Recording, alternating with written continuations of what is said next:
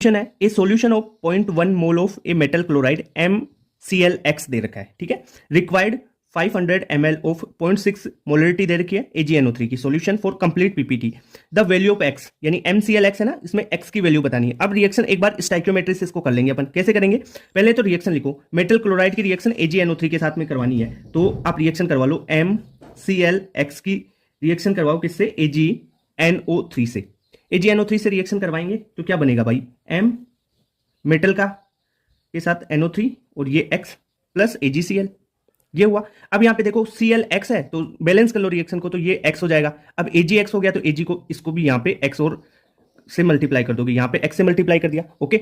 अब देखो इसके एक MCl के 1 मोल्स और इसके X मोल से आपका यहां पे 1 मोल बनेगा और AgCl का X मोल बनेगा। क्लियर बात, ये स्टोइकियोमेट्री से लिख सकते हैं अपन। अब क्वेश्चन में आपको इसका मोल दे रखा है, इसके लिए देखो 0.1 मोल दे रखा है किसका, MClX का, यानी इसका 0.1 मोल दे रखा है आपको क्वेश्चन में। और इसके लिए आप मोल कैसे निकालोगे, मोल के लिए क्या होता है, मोलरिटी क्या होती है, मोलरिटी बराबर मोल्स बटा वॉल्यूम, ऐसे। तो यहां से आप मोल निकाल लो, किसके, X के मोल निकाल लो, जो AgNO3 है ना उसके मोल निकाल लो। तो मोल कैसे निकालेंगे, मोल बराबर मोलरिटी इंटू वॉल्यूम। अब वॉल्यूम 500 ml में है तो इसको अपन लीटर में कर लेते हैं, तो यहां से ये कितना हो जाएगा, 0.3 मोल आ जाएंगे आपके पास। अब देखो पहले मोल का रेशियो स्टोइकियोमेट्री से क्या था, 1:x, 1/x था ना, 1:x था MCl और AgNO3 का मोल्स का रेशियो।